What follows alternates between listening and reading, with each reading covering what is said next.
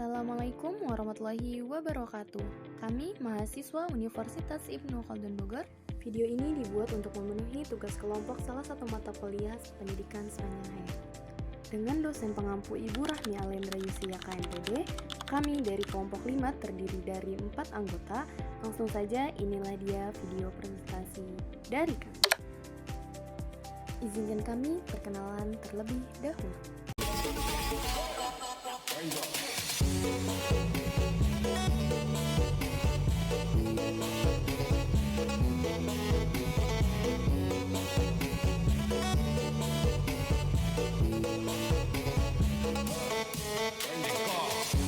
Saya akan menjelaskan poster yang berjudul Menjejak Nusantara Melek Aksara dan Mengembangkan Kursus Menembus Pasar Kerja dengan slogan Melek Aksara hari ini, siap berkarya esok hari.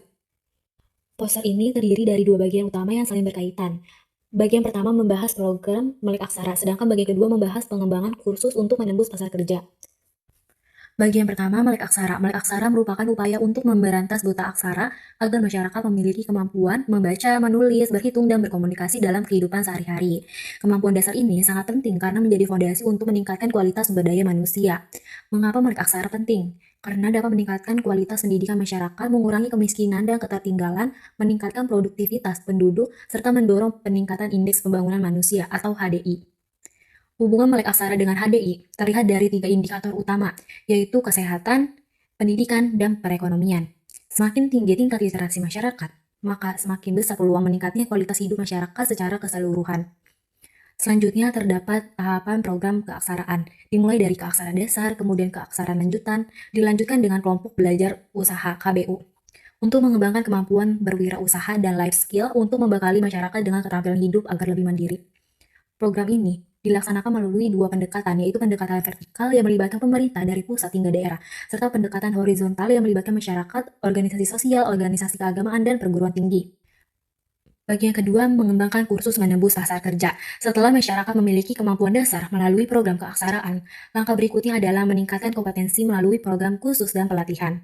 Tujuan program ini adalah mengurangi kemiskinan dan pengangguran dengan memberikan keterampilan yang sesuai dengan kebutuhan dunia kerja. Program utamanya meliputi kursus kewirausahaan pedesaan atau bisa disebut KWD. Kedua, kursus kewirausahaan perkotaan atau bisa disebut KWK.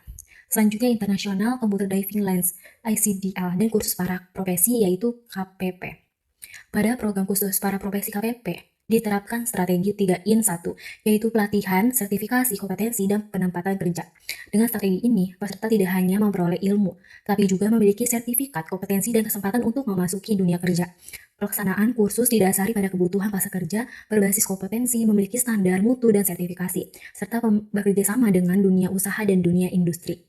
Manfaatnya adalah meningkatkan kompetensi kerja, memperluas kesempatan kerja, menumbuhkan jiwa kewirausahaan, mengurangi pengangguran, dan meningkatkan kesejahteraan rakyat. Sebagai kesimpulan, Melek Aksara merupakan fondasi utama dalam membangun kualitas sumber daya manusia, sedangkan kursus dan pelatihan menjadi langkah lanjutan untuk meningkatkan keterampilan sehingga masyarakat lebih siap memasuki dunia kerja. Kedua program ini saling melengkapi dalam menciptakan masyarakat yang cerdas, produktif, mandiri, dan mampu bersaing di era modern. Pada presentasi kali ini yaitu praktek program pendidikan sepanjang hayat fase dewasa dan vokasi. Keaksaraan adalah kemampuan seseorang untuk membaca, menulis, menghitung, dan memproses informasi secara kritis guna diterapkan dalam kehidupan sehari-hari. Kata dasarnya adalah aksara, huruf atau simbol. Namun keaksaraan bukan sekadar tahu bentuk huruf A atau bisa mengeja B, U, K, U, atau buku.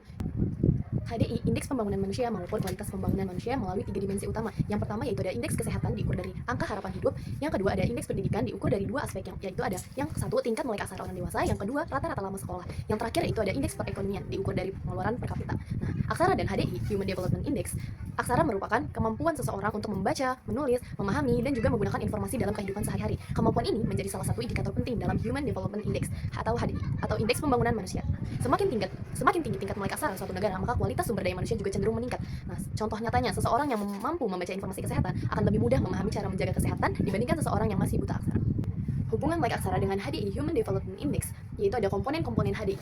Hubungan antara melek aksara dan HDI, yaitu Human Development Index atau Indeks Pembangunan Manusia, sangatlah erat dan bersifat kausalitas, yaitu 2 arah, saling mempengaruhi secara sederhana. Melek aksara adalah fondasi utama yang menentukan tinggi rendahnya nilai HDI suatu wilayah atau negara. Nah, pengaruh melek aksara terhadap 3 komponen HDI, hubungan dengan kesehatan, angka harapan hidup, hubungan dengan pendidikan kemampuan membaca dan menulis, dan yang terakhir itu hubungan dengan ekonomi standar hidup atau hidup dan layak. Nah, Melek aksara berhubungan erat dengan pendidikan, kesehatan, ekonomi, dan kualitas hidup. Ketika masyarakat memiliki kemampuan membaca dan menulis, mereka lebih mudah memperoleh pekerjaan, memahami informasi, serta meningkatkan kesejahteraan keluarga. Contoh kasusnya yaitu ada program keaksaraan di desa membuat masyarakat mampu membaca petunjuk penggunaan pupuk sehingga hasil panennya meningkat. Pembangunan SDM melalui pemberantasan buta aksara. Pembangunan SDM melalui pemberantasan buta aksara merupakan komitmen pemerintah. RPJMN 2004-2009 menargetkan penurunan angka buta aksara penduduk usia 15 tahun ke atas menjadi 5%, 7,5 juta jiwa pada tahun 2009. Renstra Pendidikan Nasional 2005-2009 menargetkan penurunan jumlah pendudukan buta aksara dari 15,4 juta jiwa 2004 menjadi 7,5 juta jiwa 2005. Kendala pemberantasan buta aksara yang pertama ada motivasi belajar rendah karena masyarakat miskin lebih fokus memenuhi kebutuhan hidup sehari-hari. Yang kedua, sasaran program adalah orang dewasa 15 tahun ke atas yang relatif lebih sulit belajarkan kelompok hard rock. Yang ketiga yaitu faktor geografi, demografi, dan ekonomi. Pemberantasan buta aksara bertujuan meningkatkan kualitas sumber daya manusia agar masyarakat lebih mandiri dan produktif. Namun, dalam pelaksanaan masih terdapat kendala seperti motivasi belajar yang rendah, usia peserta yang sudah lanjut, dan keterbatasan ekonomi, serta kesibukan bekerja. Contoh nyatanya yaitu banyak petani yang kesulitan mengikuti pembelajaran karena jadwal belajar bertabrakan dengan waktu bekerja di sawah. Penyebab penduduk buta aksara. Yang pertama, penduduk yang sejak dilahirkan tidak pernah sekolah yang disebabkan oleh hambatan faktor geografis dan ekonomi. Yang kedua, drop out sekolah dasar kelas 1 sampai 3 yang pertambahan setiap tahunnya mencapai sekitar 334.000 orang. Yang ketiga itu drop out dari program pendidikan keaksaraan karena berbagai alasan yang diperkirakan mencapai 30%. Yang keempat itu buta aksara kembali akibat kurang sinerginya program pendidikan keaksaraan. Nah, 3 pilar keaksaraan. Yang pertama ada pemerataan dan perluasan akses pendidikan keaksaraan, perluasan kerjasama lintas sektor, yaitu penguatan kerjasama penyelenggaraan program pendidikan keaksaraan dengan perguruan tinggi, unit pelaksana teknis, pendidikan non formal, dan berbagai organisasi kemasyarakatan. Nah, pemanfaatan berbagai potensi sumber daya tersedia di masyarakat. Penyelenggaraan program pendidikan keaksaraan dilakukan secara bertahap dengan prioritas pada daerah-daerah dengan jumlah penduduk buta aksara tertinggi. Indonesia telah berhasil menurunkan angka buta aksara dari tahun ke tahun melalui berbagai program pendidikan keaksaraan. Keberhasilan ini menunjukkan bahwa pendidikan non formal mampu memberikan dampak positif bagi masyarakat. Contoh nyatanya, banyak warga belajar yang sebelumnya tidak bisa membaca, kini mampu mengurus administrasi sendiri seperti mengisi formulir atau membaca informasi pelayanan publik. Yang kedua yaitu ada peningkatan mutu relevansi dan daya asing selain pendidikan keaksaraan, pengembangan dan penetapan standar kompetensi keaksaraan atau SKK dan standar ISI atau SI, pengembangan dan penetapan alat ukur penilaian, pendidikan keaksaraan yang sahih dan terpercaya berdasarkan SKK dan SL, pendidikan keaksaraan, pelaksanaan penjaminan mutu pendidikan keaksaraan pada tingkat kelompok belajar agar proses pembelajarannya bermutu sehingga dapat mencapai SKK. Nah, penguatan program pendidikan keaksaraan yang diintegrasikan dengan pendidikan life skill, pelestarian kemampuan keaksaraan dengan menyediakan sarana taman bacaan masyarakat atau TBM. Nah, yang ketiga ada penguatan tata kelola, akuntabilitas dan pencitraan publik, peningkatan dan pembenahan mekanisme pelaporan jumlah penduduk buta aksara dan hasil pendidikan keaksaraan secara periodik dan berjenjang. Nah, pendampingan pengendalian pemantauan dan evaluasi secara periodik terhadap penyelenggaraan program pendidikan keaksaraan dan kelompok belajar melalui SKB, pemanfaatan berbagai media elektronik dan cetak dan mensosialisasikan program percepatan PBA, pelaksanaan berbagai pertemuan dan kunjungan ke daerah dalam penggalangan dukungan dari berbagai elemen bangsa dan pelaksanaan program percepatan PBA, mengalokasikan penyaluran dan pemanfaatan anggaran program pendidikan keaksaraan secara transparan dan akuntabel, menerbitkan sertifikat pendidikan keaksaraan bagi yang sudah berhasil menempuh pendidikan keaksaraan berbentuk surat keterangan melek aksara atau yang biasa disebut SUKMA. 3 pilar keaksaraan yang di atas meliputi yang pertama ada peningkatan mutu pembelajaran, yang kedua ada perluasan akses layanan pendidikan, dan yang ketiga yaitu penguatan tata kelola program. Ketiga pilar tersebut saling mendukung agar program keaksaraan dapat berjalan secara efektif dan berkelanjutan. Contoh nyatanya yaitu PKBM yang memiliki tutor berkualitas, fasilitas memadai, dan dukungan pemerintah biasanya mampu menghasilkan lulusan yang lebih mandiri. Akhirnya instruksi Presiden tentang Gerakan Nasional Percepatan Pemberantasan Buta Aksara atau disebut GNPPBA. Nah, tujuannya untuk apa? Mempercepat peningkatan angka melek aksara penduduk usia 15 tahun ke atas melalui pengurangan jumlah penduduk buta aksara usia 15 tahun ke atas. Data BPS 2004 sebanyak 15.414.311 orang atau 10% 21% menjadi 5% pada akhir tahun 2009. Sasaran itu yang pertama penduduk buta aksara usia 15 tahun ke atas, yang kedua prioritas utama usia 15 sampai 44 tahun, target GNPPBA, yang pertama target nasional, yang kedua target provinsi, yang ketiga target kabupaten atau kota. Nah, tahapan pelaksanaan GNPPBQ yang pertama penyusunan dan penetapan Permendiknas tentang pedoman pelaksanaan GNPPBA. Yang kedua yaitu pembentukan sekretariat tim koordinasional nasional atau TKN. Yang ketiga pembentukan tim koordinasi nasional oleh Menkorkesra. Yang keempat itu penyusunan dan ketentuan rencana induk GNPPBA. Yang kelima penyusunan petunjuk teknis GNPPBA. Yang 7 penyusunan rencana aksi nasional RAN atau GNPPBA. Yang ke-8 penyusunan reaksi aksi daerah RAD GNPPBA. Yang ke-10 yaitu pelaksanaan program GNPPBA. Yang 11 monitoring dan evaluasi serta pendapatan. Yang terakhir itu penyusunan laporan. Program pemberantasan buta aksara didukung oleh kebijakan pemerintah melalui instruksi Presiden dan dilaksanakan secara bertahap mulai dari pendataan sasaran, pelaksanaan pembelajaran evaluasi hingga pelaporan hasil. Nah, tujuan agar pelaksanaan program lebih terarah dan tepat sasaran, pembiayaan GNPPBA sumber dana. Yang pertama itu dari APBN, yang kedua dari SPBD provinsi, yang ketiga ada APBD kabupaten atau kota, yang keempat ada sumber lain yang tidak mengikat, yaitu di proporsi pendanaan. Yang pertama dari APBN 50-60%, yang kedua dari APBD provinsi dari 20-30%, yang ketiga dari APBD kabupaten atau kota dari 20-30%. Nah, pendekatan pelaksanaan program PPBA dilakukan melalui dua pendekatan, yaitu yang pertama, pendekatan vertikal atau vertical approach. Dalam hal ini Presiden sebagai kepala negara melalui instruksi Presiden nomor 5 tahun 2006 tentang Gerakan Nasional Percepatan Pemberantasan Buta Aksara GN PPBA menginstruksikan kepada para menteri, gubernur, bupati, wali kota, camat, dan kepala desa atau lurah di desa-desa dan kelurahan untuk menggerakkan seluruh unsur masyarakat di daerah masing-masing untuk turut serta memberantas buta aksara secara totalitas. Yang kedua, pendekatan horizontal approach. Dalam hal ini pemerintah melakukan kerjasama formal dengan seluruh komponen bangsa yang ada seperti organisasi sosial dan keagamaan, perguruan tinggi, organisasi perempuan, dan sebagainya. Program ini dibiayai oleh pemerintah serta berbagai pihak yang mendukung pendidikan masyarakat. Pelaksanaannya menggunakan pendekatan partisipatif, artinya masyarakat ikut terlibat dalam menentukan kebutuhan belajar sehingga pembelajaran menjadi lebih bermakna. Contoh nyatanya di daerah pesisir, materi pembelajaran dapat dikaitkan dengan pengolahan hasil laut agar lebih sesuai dengan kebutuhan masyarakat setempat. Beberapa program PBA di lapangan ada beberapa strategi pencepatan pemberantasan buta aksara, ada hubungan antar unsur pendidikan keaksaraan melalui bahasa ibu, dan yang terakhir itu lingkup tema kurikulum menurut karakteristik tahapan pembelajaran. Standarisasi adalah penetapan standar kompetensi keaksaraan SKK agar berkualitas pembelajaran di seluruh Indonesia memiliki standar yang sama. Jadi siapapun yang mengikuti program keaksaraan baik di Jawa, Sumatera maupun Papua tetap memiliki kompetensi yang sama. Sedangkan sertifikasi adalah pemberian sukma atau surat keterangan melek aksara kepada peserta yang telah memenuhi standar kompetensi tersebut. Di bagian paling kiri yang terdapat dalam foto terdapat Dijen PLN Direktorat Jenderal Pendidikan Luar Sekolah yang menjadi pihak penyusun kebijakan program pendidikan keaksaraan. Program ini kemudian dilaksanakan melalui berbagai lembaga seperti PKB, MSKB, BPKB, perguruan tinggi, PKK, majelis taklim, organisasi masyarakat, lembaga swadaya masyarakat, dan berbagai mitra lainnya. Hal ini menunjukkan bahwa pemberantasan buta aksara tidak hanya menjadi tanggung jawab pemerintah, tetapi juga melibatkan banyak pihak. Selanjutnya, masyarakat mengikuti pembelajaran keaksaraan yang terdiri dari keaksaraan dasar, keaksaraan lanjutan, dan keaksaraan mandiri. Setelah mengikuti pembelajaran, kemampuan peserta dibandingkan dengan standar kompetensi yang telah ditetapkan pemerintah atau yang disebut standar kompetensi keaksaraan. Kemudian digunakan alat ukur atau instrumen penilaian untuk mengetahui apakah kemampuan peserta sudah memenuhi standar tersebut. Setelah itu peserta mengikuti uji kompetensi. Jika peserta dinyatakan kompeten, maka mereka akan memperoleh sukma atau surat keterangan melek aksara sebagai bukti resmi bahwa mereka telah memiliki kemampuan membaca, menulis, berhitung, dan berkomunikasi. Nah, di bagian bawah terdapat tulisan transaksional literasi, artinya setelah memperoleh sukma, kemampuan literasi tidak hanya berhenti hanya sebagai sertifikat, tetapi harus dimanfaatkan dalam kehidupan sehari-hari seperti mengurus administrasi, bekerja, dan berwirausaha maupun melakukan aktivitas ekonomi. Tahap pertama adalah basic literasi atau keaksaraan dasar yang berlangsung sekitar 6 bulan dan peserta memperoleh sukma 1. Pada tahap ini peserta belajar membaca, menulis, berhitung sederhana dan menggunakan pendekatan keaksaraan fungsional. Tahap kedua adalah fungsional literasi atau keaksaraan lanjutan selama 4 bulan. Di sini pembelajaran mulai dikaitkan dengan kelompok belajar usaha KBU sehingga peserta tidak hanya membaca tetapi juga bisa belajar mengembangkan usaha kecil. Setelah lulus mereka memperoleh sukma 2. Tahap literasi advance literasi atau keaksaraan mandiri selama 3 bulan. Pada tahap ini peserta dibekali life skill seperti keterampilan berwirausaha atau keterampilan kerja lainnya sehingga menjadi lebih mandiri. Setelah menyelesaikan tahap ini mereka memperoleh sukma 3. Contohnya, misalnya ada seorang ibu rumah tangga yang awalnya tidak bisa membaca, setelah mengikuti keaksaraan dasar ia bisa membaca dan menulis. Kemudian pada keaksaraan lanjutan ia belajar membuat kerajinan tangan melalui KBU. Setelah masuk ke aksara mandiri ia belajar mengolah usaha kecil hingga akhirnya mampu menambah penghasilan keluarganya. Sukma merupakan sertifikat resmi dari pemerintah yang diberikan kepada warga belajar setelah mereka dinyatakan kompeten dalam membaca, menulis, berhitung, dan berkomunikasi sesuai standar kompetensi keaksaraan. Nah, di sini gambar ini menjelaskan proses peningkatan kemampuan peserta secara bertahap dan berkelanjutan. Tahap pertama adalah basic literasi atau keaksaraan dasar. Pada tahap ini prosesnya disebut pemberantasan buta aksara. Pembelajaran berlangsung sekitar 6 bulan menggunakan pendekatan keaksaraan fungsional. Setelah penyelesaian tahap ini, peserta memperoleh sukma 1. Targetnya adalah peserta sudah mampu membaca, menulis, berhitung, dan berkomunikasi. Tahap kedua adalah fungsional literasi atau keaksaraan lanjutan. Tahap ini disebut sebagai pembinaan dan berlangsung sekitar 4 bulan.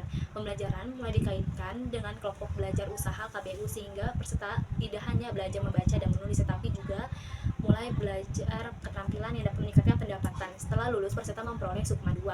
Tahap terakhir adalah advance literasi atau keaksaraan mandiri. Tahap ini berfokus pada pelestarian kemampuan literasi agar peserta tidak kembali mengalami buta aksara.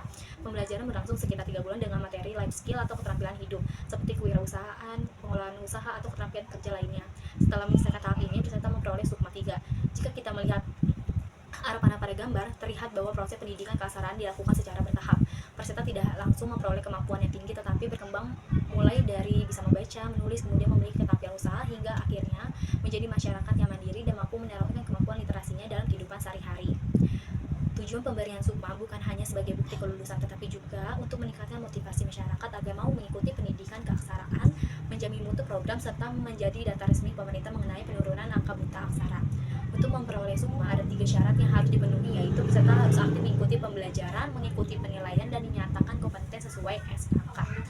Nah, di sini contohnya misalkan seseorang yang telah memiliki Sukma dapat mengikuti pelatihan keterampilan yang diselenggarakan pemerintah karena sudah memiliki bukti bahwa ia telah menguasai kemampuan dasar membaca, menulis, dan berhitung. Keberhasilan program pemberantasan buta aksara mendapatkan apresiasi baik dari masyarakat Indonesia maupun dunia internasional. Salah satu bentuk apresiasi tersebut adalah penghargaan yang diberikan oleh Laura Land yang saat itu menjabat sebagai duta aksara internasional sekaligus ibu negara Amerika Serikat pada Dr. Suryani pada tanggal 16 Oktober 2006. Penghargaan ini diberikan karena Indonesia dinilai berhasil menjalankan program pemberantasan buta aksara. Keberhasilan tersebut dapat dilihat dari beberapa indikator, yaitu angka buta aksara yang terus menurun, meningkatnya jumlah masyarakat yang melek aksara, dan semakin luasnya akses pendidikan bagi masyarakat. Contohnya itu, kan dulu banyak masyarakat yang harus meminta bantuan orang lain hanya untuk membaca surat atau mengisi formulir. Setelah mengikuti program keaksaraan, mereka mampu melakukannya sendiri sehingga menjadi lebih mandiri. Transaksional literasi atau literasi transaksi, konsep ini menekankan bahwa kemampuan membaca, menulis, dan berhitung tidak hanya dipelajari sebagai teori, tetapi harus benar-benar dimanfaatkan dalam kehidupan sehari-hari. Tujuan konsep ini adalah meningkatkan minat masyarakat mengikuti pendidikan keaksaraan, mendorong masyarakat memperoleh Sukma, serta memanfaatkan kemampuan literasi dalam berbagai aktivitas administrasi, sosial, dan ekonomi.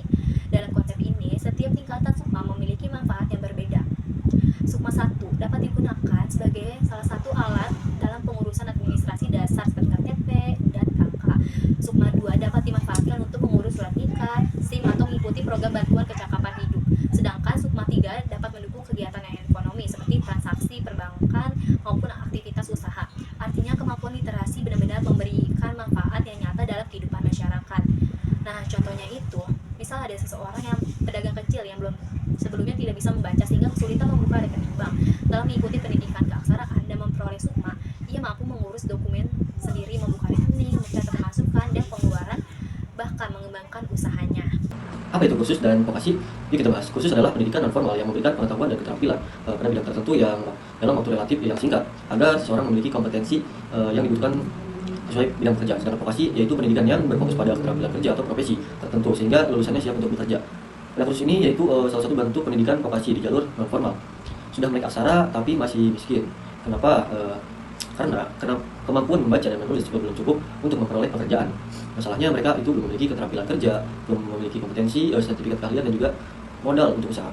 Melalui program khusus ya, ada yang namanya DBK, PKH dan juga PTM. Apa itu DBK? DBK yaitu dana bantuan khusus, dan PKH ini pendidikan kecakapan hidup. Sedangkan PTM pendidikan non formal ya, yang memberikan keterampilan sesuai kebutuhan pada dunia kerja. Misalnya contoh seperti ngelas, profesi ngelas ya, menjahit di bidang otomotif dan juga di bidang tata boga, contohnya seperti itu.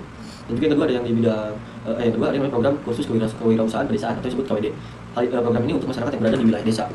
Tujuannya untuk mengembangkan usaha yang ada peluang yang ada di desa, memanfaatkan potensi yang ada di wilayah desa tersebut. Contoh seperti ternak ikan lele, mengolah lahan pertanian dan juga membuat kerajinan bambu yang ada di desa. Terakhir ada program KWK atau khusus kewirausahaan kota ya. Ini untuk masyarakat yang berada di wilayah perkotaan. Hal ini biasanya lebih banyaknya di bidang jasa, contoh seperti desain grafis, membuat jasa salon, komputer, dan lain-lain. Jelaskan mengenai standarisasi dan penjaminan mutu pada kursus. Standarisasi dan penjaminan mutu diterapkan agar lembaga kursus mampu menghasilkan lulusan yang berkualitas sesuai dengan standar nasional pendidikan dan kebutuhan dunia kerja. Standarisasi adalah proses penetapan standar atau pedoman yang harus dipenuhi oleh setiap lembaga kursus. Dengan adanya standar yang sama, kualitas penyelenggaraan kursus di berbagai daerah menjadi lebih terarah dan konsisten. Sedangkan penjaminan mutu adalah upaya untuk memastikan bahwa seluruh proses pembelajaran mulai dari perencanaan, pelaksanaan hingga hasil akhirnya benar-benar memenuhi standar yang telah ditetapkan. Tujuannya agar peserta kursus memiliki kompetensi yang dibutuhkan oleh dunia usaha dan dunia industri. Contohnya lembaga kursus tata boga tidak hanya mengajarkan cara masak, tetapi juga harus memiliki kurikulum yang sesuai standar, instruktur yang kompeten, fasilitas yang memadai, serta melakukan evaluasi dan sertifikasi kompetensi. Dengan begitu, lulusan memiliki keterampilan yang diakui dan lebih siap memasuki dunia kerja. Pengawasan dan penjaminan mutu yang dilakukan secara terprogram dengan mengacu pada standar nasional pendidikan atau SNP. Tujuannya adalah memastikan seluruh proses penyelenggaraan kursus berjalan sesuai standar dan menghasilkan lulusan yang berkualitas. Pelaksanaan pengawasan dan penjaminan mutu dilakukan melalui beberapa kegiatan. Pertama, menyusun dan mengembangkan bahan ajar. 2, mengembangkan kurikulum. 3, menyusun pedoman. standarisasi.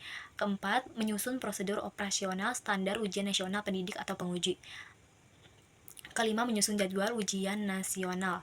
Keenam, orientasi teknis asesor ujian kompetensi. Ketujuh, orientasi teknis pendidik atau penguji praktik. Kedelapan, orientasi teknis kursus berbasis kompetensi. Kesembilan, penyusunan pedoman dan penilaian proposal subsidi. Ke-10, penyusunan pedoman penyelenggaraan program life skill. Ke-11, penilaian proposal penyelenggaraan program life skill. 12, orientasi teknis penyelenggaraan program life skill dan subsidi. Ke-13, penyusunan standar kompetensi lulusan. Ke-14, konvensi standar kompetensi kursus. Ke-15, konvensi kurikulum. Ke-16, monitoring dan evaluasi. Ke-17, pengujian dan sertifikasi penyusunan bank soal ujian. Ke-18, penyusunan sistem penyetaraan kursus. Standarisasi dan penjaminan mutu. Standarisasi dan penjaminan mutu dalam pendidikan kursus dan vokasi. Tujuan utama dari standarisasi dan penjaminan mutu adalah memastikan bahwa setiap lembaga kursus memiliki kualitas yang baik sehingga lulusannya menjadi kompetensi yang sesuai dengan kebutuhan dunia kerja. Pertama, perluasan dan peningkatan mutu akreditasi. Akreditasi dilakukan oleh 3 lembaga, yaitu BANSM, BANPNF, dan BANPT. Masing-masing memiliki tugas untuk menilai mutu lembaga pendidikan sesuai dengan jenjangnya. Salah satu langkah yang dilakukan adalah menyusun instrumen akreditasi, yaitu seperangkat standar atau indikator yang digunakan untuk menilai apakah suatu lembaga sudah memenuhi standar kualitas yang ditetapkan. Contoh nyata, sebelum sebuah lembaga kursus memperoleh status terakreditasi, lembaga tersebut akan dinilai dari berbagai aspek seperti kurikulum, kualitas pengajar, sarana dan prasarana, hingga hasil belajar peserta. Kedua, akselerasi jumlah program studi kejurusan, vokasi, dan profesi. Hal ini bertujuan untuk memperbanyak program pendidikan sesuai dengan kebutuhan dunia usaha dan dunia industri.